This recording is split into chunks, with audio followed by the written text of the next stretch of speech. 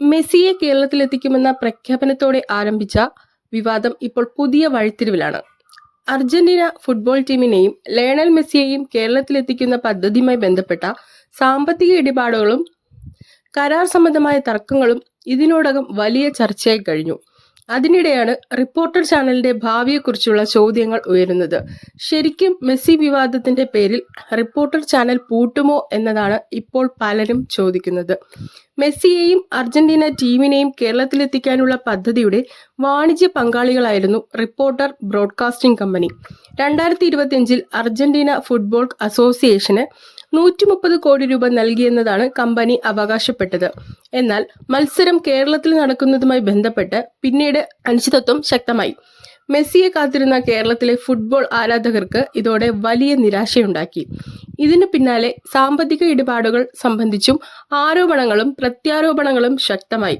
പണം കൈമാറിയതിന്റെ രേഖകൾ, കരാറിലെ വ്യവസ്ഥകൾ, മത്സരം നടത്താനുള്ള അനുമതികൾ തുടങ്ങിയ കാര്യങ്ങളിൽ വ്യക്തത അവകാശപ്പെട്ട് വിവിധ ഭാഗങ്ങളിൽ നിന്ന് ചോദ്യങ്ങൾ ഉയർന്നു. അർജന്റീന ഫുട്ബോൾ അസോസിയേഷനെതിരെ റിപ്പോർട്ടർ ചാനലിന്റെ ഭാഗത്തു നിന്നും ആരോപണങ്ങൾ ഉയർന്നതോടെ വിവാദം കൂടുതൽ സങ്കീർണമായി. ഇതിനിടെ മെസ്സി പദ്ധതിയുമായി ബന്ധപ്പെട്ട അന്വേഷണ റിപ്പോർട്ട് കേരളത്തിലെ കായിക വകുപ്പ് മുഖ്യമന്ത്രിക്ക് സമർപ്പിച്ചതായും റിപ്പോർട്ടുകൾ പുറത്തുവന്നു. എന്നാൽ റിപ്പോർട്ടിലെ മുഴുവൻ കണ്ടെത്തലുകളും ഇതുവരെ പൊതുജനങ്ങൾക്ക് മുന്നിൽ വന്നിട്ടില്ല.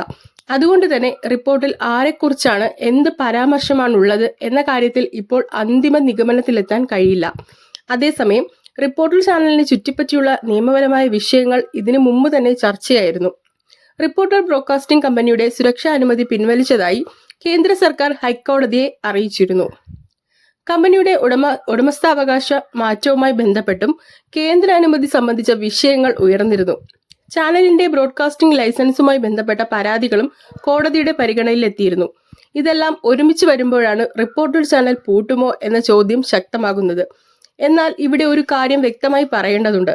മെസ്സി പദ്ധതിയുമായി ബന്ധപ്പെട്ട അന്വേഷണം നടക്കുന്നു എന്നതുകൊണ്ട് മാത്രം ഒരു ചാനൽ അടച്ചുപൂട്ടുമെന്ന് പറയാൻ കഴിയില്ല. അതിന് നിയമപരമായ നടപടിക്രമങ്ങളും ബന്ധപ്പെട്ട അധികാരികളുടെ തീരുമാനങ്ങളും ആവശ്യമാണ്. നിലവിൽ റിപ്പോർട്ടർ ചാനൽ ഉടൻ അടച്ചുപൂട്ടുമെന്ന ഔദ്യോഗിക സ്ഥിരീകരണം ലഭ്യമായിട്ടില്ല.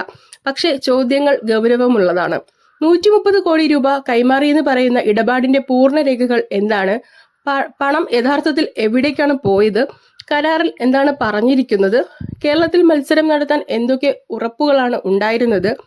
അർജന്റീന ഫുട്ബോൾ അസോസിയേഷനുമായുള്ള കരാറിന്റെ യഥാർത്ഥ സ്വഭാവം എന്തായിരുന്നു?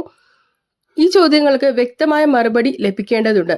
മെസ്സിയുടെ പേരിൽ കേരളത്തിലെ കോടിക്കണക്കിന് ഫുട്ബോൾ ആരാധകരുടെ വികാരവുമായി ബന്ധപ്പെട്ടതാണ്. അതുകൊണ്ട് തന്നെ അദ്ദേഹത്തെ കേരളത്തിലെത്തിക്കുമെന്ന് പറഞ്ഞ് വലിയ പ്രതീക്ഷ സൃഷ്ടിച്ച പദ്ധതിയിൽ എന്തെങ്കിലും ക്രമക്കേടോ വീഴ്ചയോ ഉണ്ടായിട്ടുണ്ടെങ്കിൽ അത് പുറത്തു വരണം.